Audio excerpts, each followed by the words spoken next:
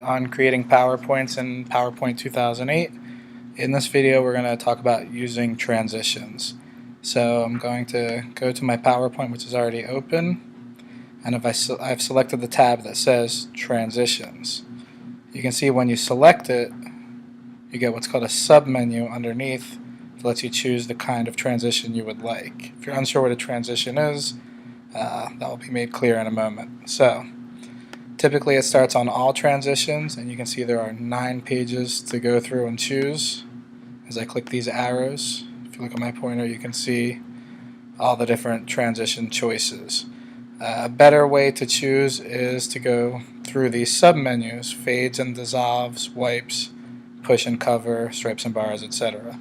I'm going to go to 3D because those are my favorite, and you can see the little preview image gives you an idea of how it would move from slide A to slide B in each illustration. So I'm going to choose one here, and you can see that the slide that I had selected did a very quick transition. So quick you can barely tell what it did. So what I'm going to do now is go over to Options, if you follow my pointer, and I'm going to click. You can see the default speed is fast. You can choose to slow it down, and this little window here will give you a preview animation of that transition. So I'm going to choose slow.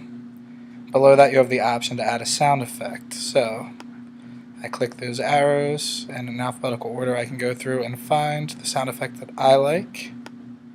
Unfortunately, when you click the sound effect, you don't get a preview sound. So once I hit apply, which I'm going to hit apply, if I hit apply to all, it will go through all of my slides, giving them the same transition and same sound effect, which typically you would not want. So I'm going to hit apply, and now in my slide views at the bottom of my screen, my window, I'm going to go to the third choice, which is Slideshow.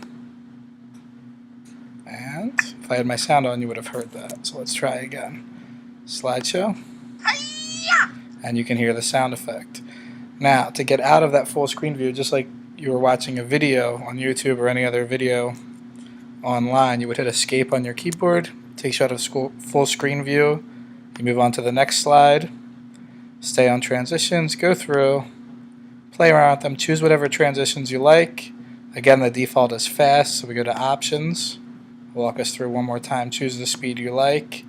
If you don't like that transition, you can hit cancel and continue to go through from the transition menu and submenus, or as you get used to it, you can use this drop down window and choose your transitions that way. Again, I can choose a sound effect.